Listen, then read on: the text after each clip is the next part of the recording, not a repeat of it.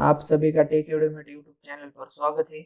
आज हम आपके लिए और एक नई वीडियो में हाजिर है, तो चलिए शुरू करते हैं। आज हम देखते हैं एक रिस्पॉन्सिव रजिस्ट्रेशन फॉर्म कैसे बनाते और लॉगिन फॉर्म और रजिस्ट्रेशन फॉर्म की दोनों की कनेक्टिविटी कैसे करते। तो चलिए शुरू करते। तो मैं सबसे पहले यहाँ पे सबलाइम टेक्स्ट एडिटर ओपन करता हूँ। इस फाइल को मैं सेव कर देता हूँ। मैंने पहले से डेस्कटॉप HTML नाम का एक फोल्डर बना के रखा हुआ है, उस फोल्डर में मैं ये फाइल सेव कर देता हूँ। इसे मैं नेम देता हूँ रिस्पॉन्सिव रजिस्टर .html। इसे मैं सेव कर देता हूँ। इस फाइल को मैंने सेव किया। अब मुझे यहाँ पे एक HTML का बॉडी स्ट्रक्चर लेता हूँ और मैं इसे टाइटल देता हूँ रिस्पॉन्सिव रजिस्टर।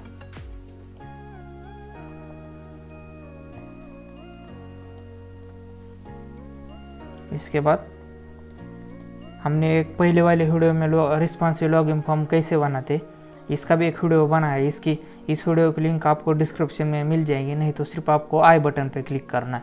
हम अब उस फॉर्म का रेफरेंस लेके एक रिस्पॉन्सिव रजिस्ट्रेशन फॉर्म कैसे बनाते ये देखते हैं। तो मैं उस फाइल को भी यहाँ पे ओपन कर देता हूँ।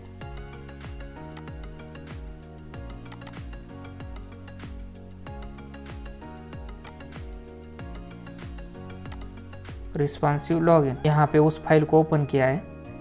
ये फाइल है, मैं इसे एक बार यहाँ पे रन करके दिखाता हूँ। तो हमने पहले वाले वीडियो ने इस प्रकार एक लॉगिन फॉर्म बनाया। अभी हमारा टास्क यही है कि आप इस रजिस्ट्रेशन नाउ लिंक पे क्लिक करते ही एक नया पेज ओपन होना चाहिए जहाँ पे हम रजिस्टर कर सके। तो अभी हमें वो पेज बनाना है। तो सबसे पहले मैं यहाँ से अपनी जो चीज़ें यहाँ पे हमें इम्पोर्टेंट है, मैं उन्हें यहाँ पे कॉपी कर देता हूँ। मेटा टैग यहाँ पे मैं इन्हें पेस्ट कर देता, इसको सेव कर देता हूँ। आप देखिए यहाँ पे मैंने CSS bootstrap min.css, ये स्टाइल bootstrap min, जो हम ये फाइलें आपको दिख रही है यहाँ पे, जो हमने bootstrap की फाइल का रेफरेंस लिया है। तो bootstrap कहाँ से डाउनलोड करें, कैसे डाउनलोड करें, इसकी भी लिंक आपको डिस्क्रिप्शन में मिल जाएगी, नहीं तो आपको आई बटन पे क्लिक करना है। तो हमने यहाँ पे bootstrap तो अप्लाई कर दिया। अब हमें एक एक करके अपने बॉडी में रजिस्ट्रेशन फॉर्म बनाने का कोड लिखना है। तो यहाँ पे style.css, मैं इसी फाइल को भी मैं अभी तो यहाँ पे सिर्फ यहाँ पे एक स्टाइल टैग लेता हूँ। अभी पहले तो मैं एक इंटरनल CSS अप्लाई करूँगा, फिर आप लोगों को दिखाऊंगा कि हम उस फाइल को एक एक्सटर्नल फाइल बना के फिर यहाँ पे अप्लाई करेंगे, लिंक करेंगे। अभी हमें बॉडी में अपना कोड लिखना है। तो हम बार बार CSS नहीं लिखेंगे, हमने जो लॉगिन फॉर्म में CSS लिए उसी का हम एक्सेस करेंगे यहाँ पे। और रजिस्ट्रेशन फॉर्म में और कोई एक्स्ट्रा CSS लगानी हो तो हम एक्सटर्नल CSS लगाएंगे।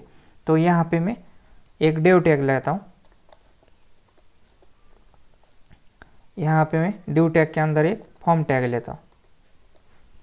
अभी हमें फॉर्म टैग के अंदर अपनी CSS लिखनी। तो मैं यहाँ पे एक हेडिंग के लिए यहाँ पे मैं एक हेडिंग देता हूँ, रजिस्टर हियर। अब हमें एक एक करके सारे इनपुट बॉक्सेस लेना है। तो मैं इससे पहले तो यहाँ देखें हमारा रन हो रहा है। तो मैं इसके नीचे एक डिव टैग लेता हूँ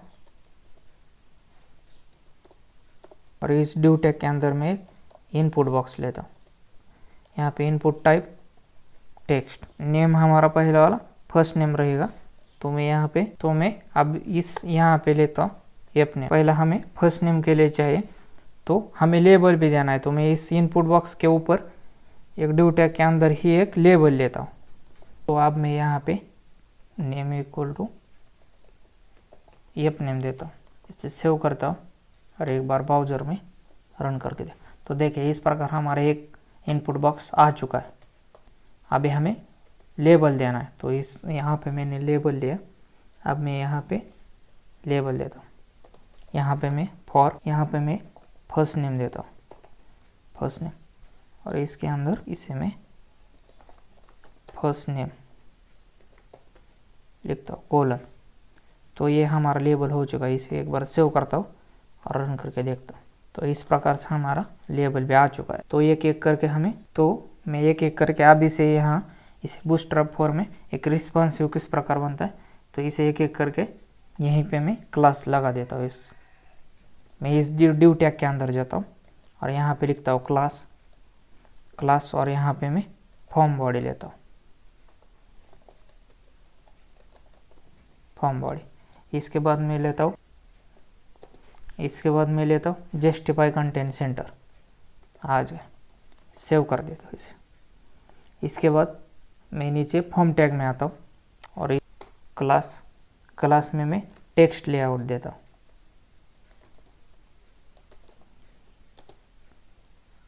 टेक्स्ट लेआउट, अभी हमें ऊपर एक यहाँ पे मैं टेक्स्ट लेआउट देता हूँ, टेक्स्ट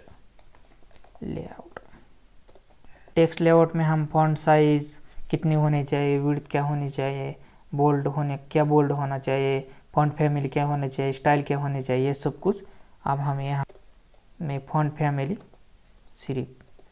इसके बाद में फॉन्ट स्टाइल में नॉर्मल रख देता हूँ। इसके बाद में फॉन्ट साइज में 15 पिक्सल देता हूँ। फॉन्ट साइज के बाद में फॉन्ट विड्थ बोल्ड देता है, सेव कर देता हूँ और एक बार ब्राउज़र में रन करके देखें।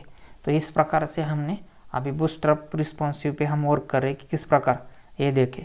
पहला वाला इनपुट बॉक्स हमारा रिस्पॉन्सिव है, तो एक एक करके हम जितना भी स्टूडेंट के एफ नेम हो, मिडिल नेम हो, लास्ट नेम हो, एक एक करके सभी चीज़ें हम रिस्पॉन्सिव तरीके से यहाँ पे बनाना चालू कर देते। तो अभी तो हमें इसकी कोई ज़रूरत नहीं, लेकिन यहाँ पे मैं मेथड देता हूँ,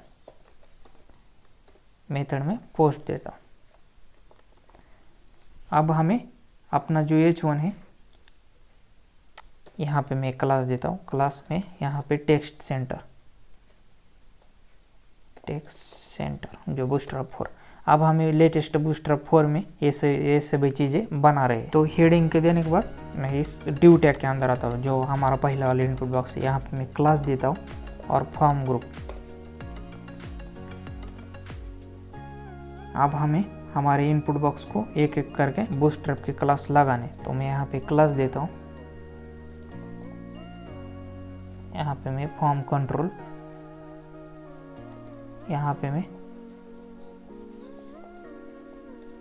फॉर्म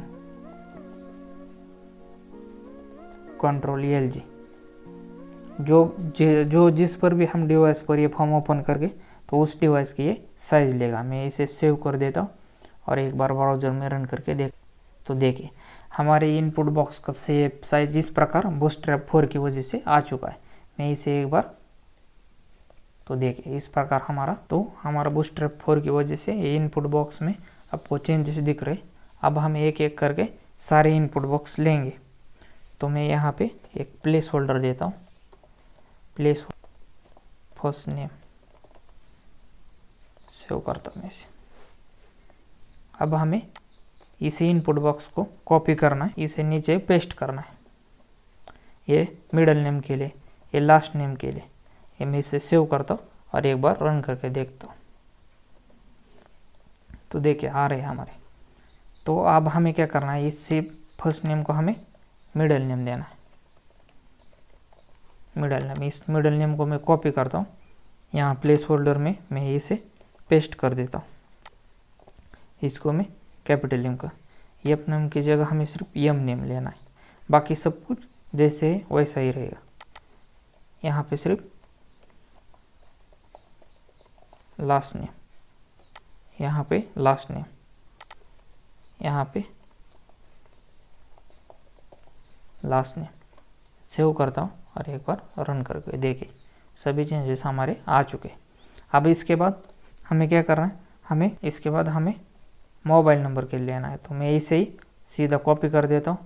ये हमारा मोबाइल नंबर के लिए, ये हमारी मेल के लिए, ये हमारा पासवर्ड के लिए, ये हमारा कन्फर्म पासवर्ड के लिए। सेव करता हूँ और एक बार इसे रन करके तो देखिए इस प्रकार से जितनी भी हम स्टूडेंट की इंफॉर्मेशन हो, किसी भी ऑर्गेनाइजेशन कोई भी इंफॉर्मेशन हो, इस तरह से हम उसके लिए रजिस्ट्रेशन फॉर्म यहाँ पे डिज़ाइन कर रहे हैं। तो अभी यहाँ पे मुझे सिर्फ मिडिल नेम देना, मैं यहाँ पे अपने चेंजेस कर देता हूँ।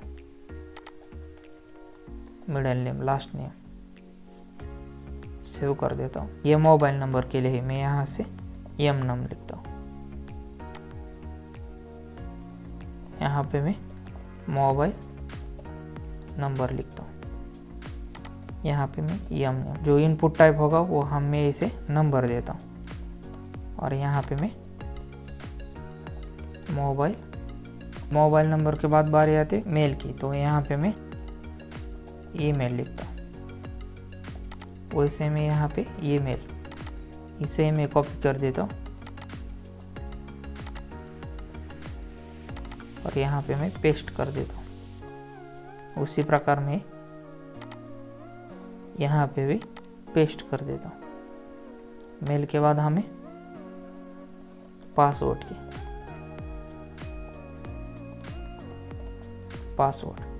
इसी पासवर्ड को मैं कॉपी कर देता हूँ, यहाँ प्लेस होल्डर में लिखता हूँ। तो यहाँ भी मैं पेस्ट कर देता हूँ, सिर्फ पी स्मॉल इसे कॉपी कर देता हूँ और नेम में मैं पेस्ट कर देता हूँ। सिर्फ आपको एक ही लिखना है, एक ही लिखने के बाद आपको सिर्फ कॉपी पेस्ट करना है। अब पासवर्ड के बाद मैं इसे यहाँ पे पेस्ट कर देता हूँ पासवर्ड को और यहाँ पे कन्फर्म, इसी पासवर्ड को मैं ऊपर वाले कॉपी कर देता हूँ। लेबल में इसे पेस्ट कर देता हूँ, इनपुट में मैं इसे पेस्ट कर देता हूँ और इस कन्फर्म पासवर्ड को मैं कॉपी कर देता हूँ और यहाँ पे पेस्ट कर देता हूँ। तो जो सारी चीज़ें इसी प्रकार से एक बार इसे रन करता हूँ और रिस्पॉन्सिव है कि नहीं एक बार देखता हूँ। तो इस प्रकार हमारा ये फॉर्म आपके सामने शो हो रहा है। तो अब बारी आती हमारे जेंडर की, तो मैं एक यहाँ पे ड्यू टैग लेता हूँ। तो अब हमें जेंडर लेना है, तो मैं इस ड्यू टैग के अंदर एक लेबल लेता हूँ और लेबल में यहाँ पे फॉर्म में यहाँ पे जेंडर कर देता हूँ और यहाँ पे मैं लिखता हूँ सिलेक्ट योर जेंडर और मैं इसे कोलन दे देता हूँ। और जैसे मैं लेबल के बाहर आता हूँ तो यहाँ पे नेक्स्ट लाइन के लिए मैं यहाँ पे BR टैग लेता हूँ। BR टैग के बाद हमें अब आपने यहाँ पे मैं एक ड्यू टैग लेता हूँ और इसी ड्यू टैग के अंदर मैं यहाँ पे एक अपना लेबल लेता हूँ और लेबल के अंदर मैं यहाँ पे एक इनपुट बॉक्स लेता हूँ। इनपुट टाइप इक्वल टू हम यहाँ पे रेडियो लेंगे और नेम में यहाँ पे जेंडर कर देता हूँ। नेम दोनों का सेम ही होना चाहिए और नेम के बाद बारी आती है हमारी, तो इसके बाहर में इसे एक बार मैं इसे सेव कर देता हूँ और एक बार रन करके देखता हूँ। तो इस प्रकार से हमारे सामने एक रेडियो बटन आ चुका है। तो अब हमें इसे क्लास लगाना, तो मैं यहाँ पे क्लास लेता हूँ और इस क्लास में मैं इसे फॉर्म चेक, हमारे पास बूटस्ट्रैप 4 में रेडियो बटन के लिए अलग से प्रॉपर्टीज लिखी हुई है, सिर्फ उन प्रॉपर्टीज का हमें एक्सेस करना है।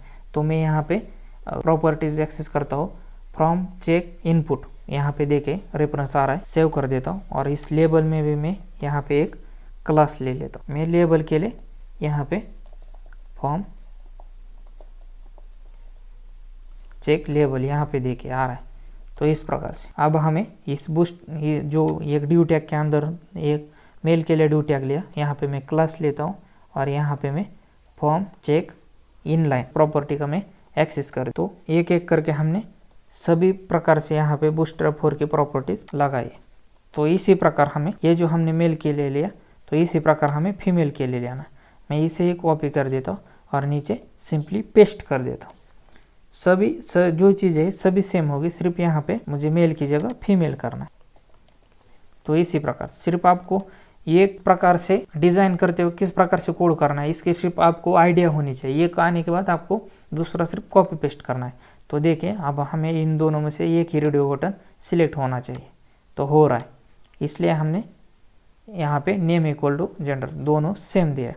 तो मैं इस ड्यू टैग के बाहर आता हूँ, जिस ड्यू टैग में हमने जेंडर लिखा है। तो अब हमें डेट ऑफ बर्थ के लिए यहाँ पे लेना है। तो ये थोड़ा सा डिफ़िकल्ट होता है, मतलब इतना भी नहीं। मैं इस यहाँ पे सिंगल मल्टीलाइन कमेंट में यहाँ पे डेट ऑफ बर्थ लिखता हूँ और इसके नीचे में अभी हमने उसका कोड लिखना है। तो मैं यहाँ पे एक ड्यू टैग लेता हूँ, अब हमें इस ड्यू टैग के अंदर मैं और एक ड्यू टैग लेता हूँ और इस ड्यू टैग के अंदर मैं यहाँ पे लेबल लेता हूँ और लेबल में मैं फॉर देता हूँ DOB और यहाँ पे मैं एक मैसेज देता हूँ। लेबल मैसेज देने के लिए लेबल का यूज होता है। Select your date of birth, यहाँ पे मैं कोलन देता हूँ और इसके नीचे हमें एक इनपुट बॉक्स लेना है और उसमें हमारा जो भी बर्थ डेट है वो सिलेक्ट होनी चाहिए। मैं यहाँ पे एक इनपुट बॉक्स लेता हूँ। यहाँ पे टाइप इक्वल टू मैं यहाँ पे टेक्स्ट ही रहने और नेम हमारा जो होगा यहाँ पे मैं यहाँ पे इवेंट अंडरस्कोर डेट देता हूँ। मैं इसे सेव कर देता हूँ। अब हमने पहले से यहाँ पे मैं ID देता हूँ, ID में user1 देता हूँ। तो अब हमने पहले से ही यह जो नेम ID लिया है तो इसके लिए हमने CSS और जावास्क्रिप्ट अलग से लिखे हुए हैं। सिर्फ मैं उन फाइलों को कॉपी करूँगा, आपको यहाँ पे उन फाइलों का एक्सेस करके दिखाऊंगा किस प्रकार एक्सेस होता है। उसका एक्सेस करने के बाद आपको कोड भी दिखाऊंगा, 5-6 लाइन का कोड है और बाकी के कैलेंडर किस प्रकार लेते हैं उसका कोड है। तो आपको वो सभी कोड डिस्क्रिप्शन में लिंक मिल जाएंगे, आप उस लिंक से डाउनलोड कर सकते हैं। तो मैं इसे सेव कर देता हूँ। नेम और ID लेने के बाद इसे मुझे क्लास लगाना है, तो मैं यहाँ पे क्लास देता हूँ। क्लास हमें बूटस्ट्रैप 4 के लगाना है, तो मैं क्लास कंट्रोल यहाँ पे आ रहा है, फॉर्म कंट्रोल सिर्फ लेना है हमें। यहाँ पे मैं वही ऊपर जो क्लास लिया मैं इसे फॉर्म ग्रुप क्लास देता हूँ, सेव कर देता हूँ और एक बार ब्राउज़र में रन करके देखता हूँ। तो देखिए हमारे सामने सिलेक्ट डेट ऑफ बर्थ आ चुका है। अब हमें यहाँ पे एक प्लेस होल्डर में देता हूँ डिस्क्रिप्शन के लिए। यहाँ पर मैं प्लेस होल्डर में ईयर, मंथ, डेट, तो इस प्रकार से मैंने प्लेस होल्डर लिया और यहाँ पे मैं ऑटो कंप्लीट जो होगा मैं इसे ऑफ कर देता हूँ ताकि कोई भी रॉ डेटा नहीं इंसर्ट कर सके। देखिए यहाँ पे आ रहा है। आप सिर्फ हमें इस इनपुट बॉक्स पे माउस क्लिक करते कैलेंडर आना चाहिए, तो उसके लिए हम बाद में देखेंगे कि वो किस प्रकार लेते हैं। अभी हम बटन का कोड देखते। तो मैं यहाँ पे कमेंट को कॉपी कर देता हूँ, इस ड्यू टैग के नीचे पेस्ट कर देता हूँ और अब हमें इसके नीचे जहाँ पे हमारा डेट ऑफ बर्थ का ड्यू टैग का कैलेंडर ड्यू टैग क्लोज हुआ उसके नीचे में और एक ड्यू टैग लेता हूँ। हम सभी चीज़ें ड्यू टैग के अंदर ही करनी है। यहाँ पे ऊपर जिस प्रकार हमने क्लास लिया फॉर्म ग्रुप में वहाँ पे इससे भी लेता। अब हमें इसके अंदर हमें 2 बटन लेने। एक बटन हमारा सबमिट होगा मैं यानी कि रजिस्टर का, एक बटन हमारा बैक होगा। हम रजिस्ट्रेशन फॉर्म से भी लॉगिन फॉर्म पर जा सकते हैं, लॉगिन फॉर्म से भी हम रजिस्ट्रेशन फॉर्म पर आ सकते हैं। मतलब दोनों फॉर्म की एक आपस में कनेक्टिविटी होगी, उस पर हम अभी यहाँ पे वर्क करेंगे। यहाँ पे मैं एक एंकर टैग लेता हूँ। एंकर टैग में यहाँ पे HR रेफरेंस में अभी तो मैं यहाँ पे हैश देता हूँ, उसी पेज पे रहना चाहिए। और उसी एंकर टैग के अंदर हमें अभी एक बटन लेना है। यहाँ पे मैंने एक बटन टैग लिया। अब बटन टाइप इक्वल टू यहाँ पे मैं बटन ही देता हूँ। टाइप के बाद मैं इसे क्लास देना एक एक करके चालू कर देता हूँ। तो क्लास में फिर लूँगा। अब मैं बटन के बाहर इसे बैक नेम देता हूँ और इसे यहाँ पे सिर्फ क्लास खाली छोड़ दे। तो इस प्रकार से हमने पहला वाला बटन ले लिया है। मैं इसे सेव किया और एक बार रन करके देखता हूँ। तो देखिए इस प्रकार से हमारे सामने बटन आ रहा है। तो उसी प्रकार से हमें दूसरा वाला बटन लेना। तो अभी मैं सिर्फ इस एंकर टैग को कॉपी कर देता हूँ और सिंपली इसके नीचे पेस्ट कर देता हूँ और इस बटन को मैं यहाँ पे सबमिट नेम देता हूँ। तो सिंपली हमने 2 बटन लिए हैं, मैंने इसे सबमिट नेम दे दिया। तो अब हमें बटन के लिए एक क्लास लिखनी है। तो यहाँ पे देखिए मैं इसे रन कर देता हूँ। तो इस प्रकार से दोनों बटन हमारे आ चुके हैं। सिंपली बटन है। तो अब हमें कुछ इसे एनिमेटेड देना है, कुछ बड़े करने हैं, राउंडेड होने चाहिए, ये सब कुछ देना है। माउस ओवर करते ही इसमें कुछ कलर के बदलाव होने चाहिए। तो यह हमें CSS में ये सभी चीज़ें हम यहाँ पे दे देंगे। तो मैं इस टाइल टैग के ऊपर आता हूँ और अब हमें एक एक करके हमारे सारे बटन को मैं यहाँ पे CSS लगाना चालू कर देता हूँ। तो मैं पहले सबमिट बटन के लिए यहाँ पे CSS लेता हूँ। तो मैं यहाँ पे एक सिंगल लाइन कमेंट डालिए ताकि CSS का कोड बड़ा होने पर हमने किस चीज़ के लिए किस प्रकार CSS लिखी हो ये हमें समझ में आ जाए। तो मैं यहाँ पे ऊपर यहाँ पे बटन के लिए तो मैं इसे देता हूँ एनिमेशन बटन CSS। तो इस प्रकार से मैं यहाँ से बटन नेक्स्ट। अब हमें सबमिट बटन के लिए यहाँ पे CSS लिखने, तो मैं इसे बॉर्डर देता हूँ। सबसे पहले बॉर्डर रेडियस देता हूँ। बॉर्डर रेडियस में यहाँ से 2 पिक्सल देता हूँ। बॉर्डर रेडियस के बाद मैं इसे बैकग्राउंड कलर देता हूँ। बैकग्राउंड कलर में इसे, अब मैंने अपने कोड पहले से डिसाइड किए है कि किस को हमें कौन सा कोड लेना है, तो मैं उस हिसाब से जो भी हो मैं यहाँ पे कोड देना एक एक करके चालू कर देता हूँ। बैकग्राउंड कलर के बाद हमें बॉर्डर देने, तो मैं अभी तो इसे बॉर्डर नहीं देना चाहता, तो मैं बॉर्डर नन कर देता हूँ। बॉर्डर के बाद हमें टेक्स्ट को कलर देना है, तो टेक्स्ट को कलर में वाइट देता हूँ। टेक्स्ट कलर के बाद में उसे टेक्स्ट अलाइन देना चाहता हूँ, ताकि जो बटन पर हमारे जो भी टेक्स्ट हो एक सेंटर में आ सके। टेक्स्ट अलाइन के बाद मैं इसे फॉन्ट फैमिली देना चाहता हूँ, तो फॉन्ट फैमिली में सिर्फ देता हूँ। फॉन्ट फैमिली के बाद में इसे पैडिंग देना चाहता हूँ। पैडिंग में इसे 30 पिक्सल देता हूँ। पैडिंग के बाद बात आती है ट्रांजिशन की, तो मैं इसे यहाँ पे ट्रांजिशन देता हूँ और 0.5। जब भी हम बटन पर जाएंगे तो आपको उसका इस ट्रांजिशन का इफेक्ट दिख जाएगा। ट्रांजिशन के बाद कर्सर देता हूँ।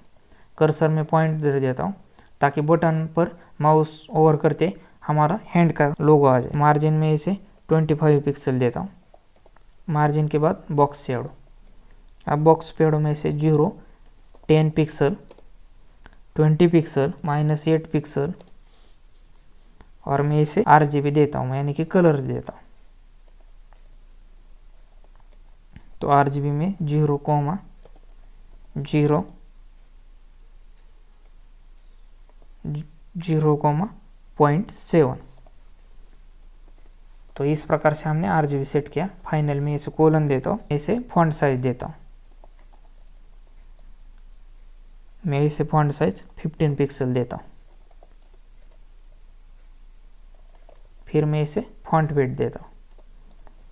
यहाँ पे फॉन्ट वेट में 600 देता हूँ। फॉन्ट वेट के बाद मैं इसे हाइट देता हूँ। हाइट मुझे मतलब बटन को हाइट कितनी चाहिए, तो मैं इसे 50 पिक्सल देता हूँ। हाइट के बाद मैं इसे विड्थ देता हूँ, तो विड्थ भी मुझे 140 चाहिए, मतलब जो हमारे बटन की विड्थ है वो मुझे इतनी चाहिए। तो ये से चीज़ें हमने इसे अप्लाई करी। तो अब मैं क्या करता हूँ, पहले सब CSS लिखता हूँ और बाद में यहाँ पे सभी जो हमने CSS लिखी मैं इसे अप्लाई कर देता हूँ। तो ये हमने अभी बटन नेक्स्ट के लिए, मतलब सबमिट बटन के लिए CSS लिखी। तो मैं यहाँ पे लेता हूँ बटन नेक्स्ट फिर से, और इसके लिए मैं यहाँ पे कर्सर हमने पहले वाले में ले लिया है, तो यहाँ पे मैं डिस्प्ले देता हूँ। डिस्प्ले में इसे इनलाइन ब्लॉक कर देता हूँ। डिस्प्ले के बाद पोजीशन लिखता हूँ मैं यहाँ पे, पोजीशन प्रॉपर्टी। तो पोजीशन हमारी रिलेटिव होनी चाहिए। पोजीशन के बाद मैं इसे ट्रांजिशन देता हूँ।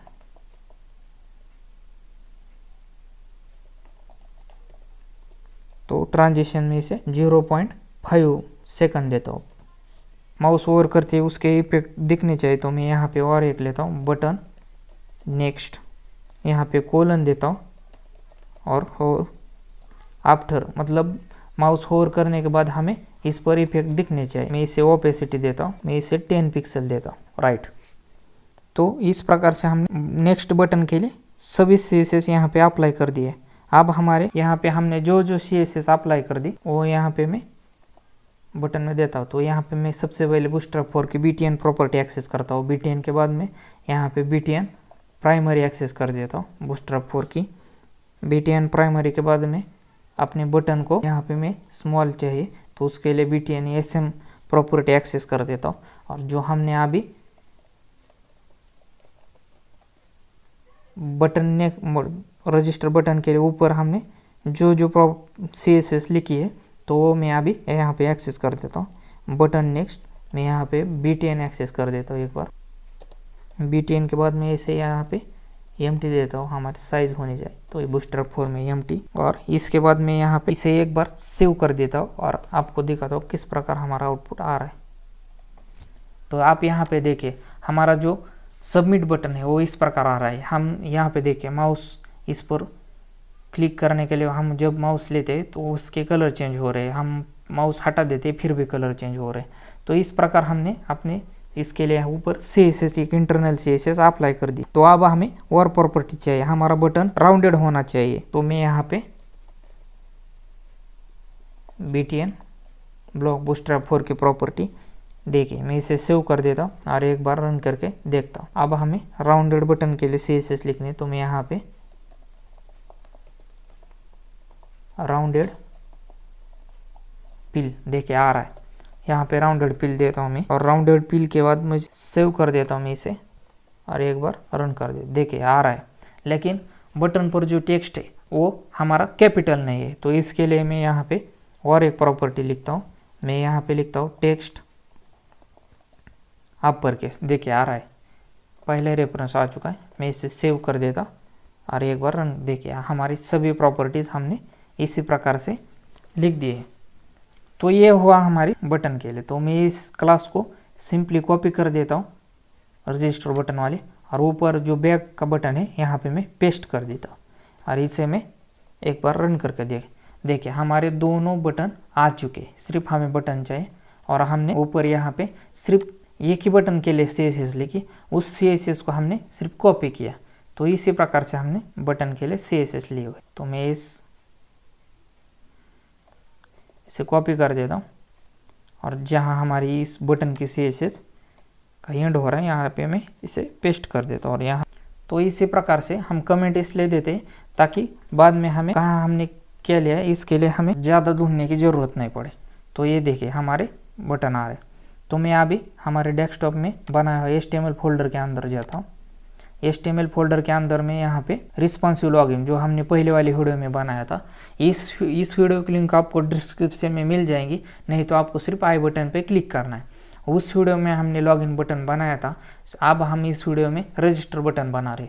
दोनों वीडियो मिला के हम लॉगिन एंड रजिस्ट्रेशन ये पूरा हम एक बंच कोड बना रहे ताकि यूज़र किस प्रकार लॉगिन करे और लॉगिन के साथ साथ रजिस्टर भी कर सके। अब हमें क्या करना है, इस रजिस्टर नाउ पे क्लिक करते हमारा जो हमने अब इस वीडियो में रजिस्ट्रेशन फॉर्म बनाया वो ओपन होना चाहिए। तो मैं यहाँ सिंपली कोड में जाता हूँ, यहाँ बटन के, और जो हमने यहाँ पे बैक का, तो मैं यहाँ पे उसकी लिंक देता हूँ। यहाँ पे मैं उस लॉगिन बटन की लिंक देता हूँ, रिस्पॉन्सिव लॉगिन, दोनों एक ही फोल्डर में है, इसलिए हमें यहाँ पे पाथ देने की ज़रूरत नहीं। तो इस प्रकार से अब मैं इसे क्या कर देता हूँ, ब्राउज़र में इसे मैं रन कर देता हूँ और बैक बटन पे क्लिक करते हम लॉगिन फॉर्म पर चले जाएंगे। देखिए हम लॉगिन फॉर्म पर आ चुके हैं। तो अभी मुझे क्या करना है, अभी मुझे इस लॉगिन फॉर्म में जाना है और इसके जो हमने रजिस्टर नाउ का यहाँ पे लिया था, तो इस एंकर टैग में हमें रिस्पॉन्सिव रजिस्टर फॉर्म की लिंक देनी है। तो मैं यहाँ पे रिस्पॉन्सिव रजिस्टर मैं इसे एक ही फोल्डर के अंदर है इसलिए ज़्यादा पाथ देने की ज़रूरत नहीं। मैं यहाँ पे इसे एक बार रन कर देता हूँ। अब हम इस लॉगिन फॉर्म से उस फॉर्म पर जाएंगे रजिस्टर करने के लिए। जो नया यूज़र होगा वो पहले रजिस्टर करेगा, जो पुरानी हो वो पहले लॉगिन करेंगे। तो मैं इस रजिस्टर नाउ पे क्लिक कर देता हूँ और हम अपने रजिस्टर फॉर्म पर आ चुके हैं। तो इस प्रकार से हमने सभी चीज़ें देखी कि एक रिस्पॉन्सिव बूटस्ट्रैप यूज करके एक सिंपली फॉर्म कैसे डिज़ाइन करें, साथ ही लॉगिन फॉर्म और रजिस्ट्रेशन फॉर्म की दोनों की कनेक्टिविटी किस प्रकार करें।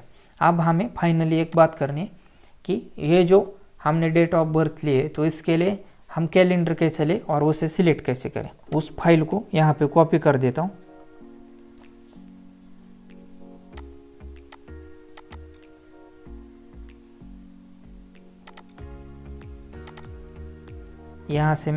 यहाँ से डेट पिकर नेम का एक फोल्डर में कॉपी कर देता हूँ और जो हमने डेस्कटॉप HTML का फोल्डर बनाया था मैं यहाँ पे इसे पेस्ट कर देता हूँ। तो अभी जो हमने डेट पिकर का फोल्डर लिया तो वो हमें अभी एक्सेस करना है, उसकी CSS और जावास्क्रिप्ट की फाइल हमें यहाँ पे एक्सेस करनी है। पहले मैं यहाँ पे उसकी CSS की फाइल एक्सेस करता हूँ। यहाँ पे मैं एक लिंक टैग, ऊपर वाला ही लिंक टैग में यहाँ से एक कॉपी कर देता हूँ। सिंपली मैंने इस लिंक टैग को कॉपी किया और यहाँ पे मैं पेस्ट कर देता हूँ और इस लिंक टैग के हमें उस फाइल का रेफरेंस देना है। तो मैं यहाँ पे उस फोल्डर का नेम देता हूँ डेटपिकर / मैं यहाँ पे लिखता हूँ बूटस्ट्रैप -detpicker.css। तो हमने CSS वाली फाइल का एक्सेस कर दिया है। अब हमें उसकी जावास्क्रिप्ट वाली फाइल का एक्सेस करना है। यहाँ पे मैं पेस्ट कर देता हूँ और यहाँ में src में उस फाइल का मैं एक्सेस कर देता हूँ। ऊपर से मैं इसे डेटपिकर फोल्डर को कॉपी कर देता हूँ और इस src में मैं कॉपी कर देता हूँ। अब हमें सिर्फ अपनी JS फाइल का यहाँ पे .js, अब हमने दोनों JS और CSS दोनों फाइल का एक्सेस कर दिया है। मैं इसे सेव किया और एक बार ब्राउज़र में रन करके देखता हूँ। तो देखिए इस प्रकार मैंने यहाँ उसका एक्सेस किया और रन किया, देखिए। लेकिन हमारा अभी यहाँ पे इनपुट बॉक्स में क्लिक करते कैलेंडर नहीं आ रहा। तो उसके लिए हमें एक खुद से जावास्क्रिप्ट का एक कोड लिखना पड़ेगा। तो मैं यहाँ पे एक फाइल ओपन कर देता हूँ, न्यू फाइल। उस फाइल को मैं सेव कर देता हूँ, इस फाइल में ऊपर ही सेव कर देता हूँ। और अब हमें यहाँ पे अपना एक फंक्शन लिखना है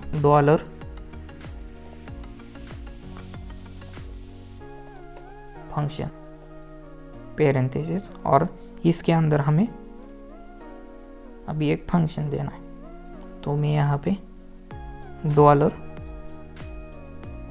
$पैरेंथेसिस $dates, फिर यहाँ पे मैं एक खुद का ID जनरेट करता हूँ USR1। तो इस प्रकार से मैंने ले लिया। अब हमें इसे .datepicker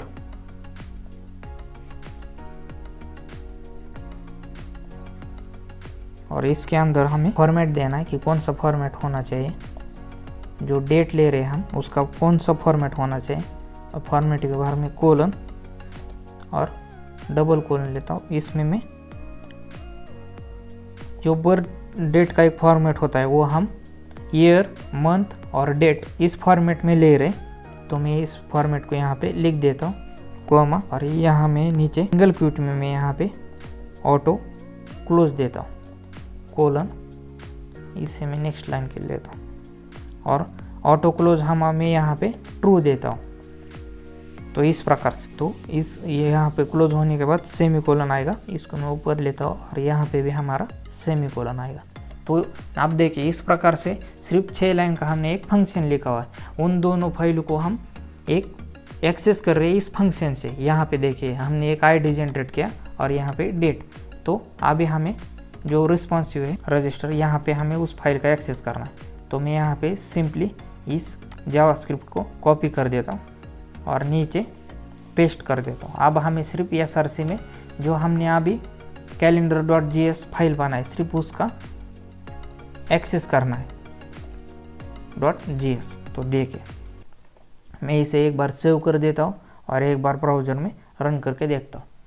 तो देखिए हमने क्या किया, वो डेटपिकर हो। अब यहाँ पे कोडिंग में देखिए मैं इसे सिलेक्ट कर देता हूँ। देखिए मैंने इन दोनों लाइन को हाईलाइट किया है। तो यहाँ पे देखिए ऊपर वाले में हमने डेटपिकर CSS का एक्सटर्नल फाइल का एक्सेस कर दिया और नीचे हमने उसकी जावास्क्रिप्ट की एक्सटर्नल फाइल का एक्सेस किया है। उन जो हमने जावास्क्रिप्ट में हमने जो कोड लिखा उसको हमने एक यूज़र डिफाइंड फंक्शन दिया हमारा। यहाँ पे देखें हमने एक फंक्शन क्रिएट किया, हमने यहाँ पे अपना खुद का एक USR1 ID क्रिएट किया, यहाँ पे डेट्स भी हमने दिया और हमें कौन सा फॉर्मेट चाहिए वो भी हमने यहाँ पे लिखा और ऑटो क्लोज हमने ट्रू लिखा। यहाँ पे हमने ईयर, मंथ, डेट का फॉर्मेट लिया और एक ID जनरेट किया USR1।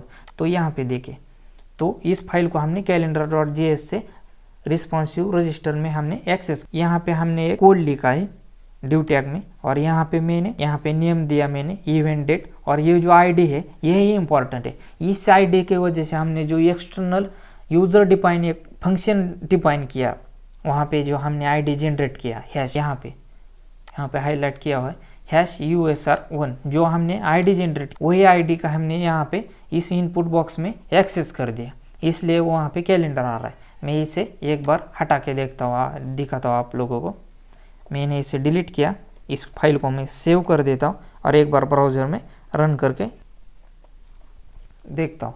तो देखिए ब्राउज़र में मैंने उस date of birth input box के अंदर माउस क्लिक किया तो यहाँ पे कौन सा भी कैलेंडर नहीं आ रहा था, मतलब हमें खुद से टाइप करना पड़ेगा।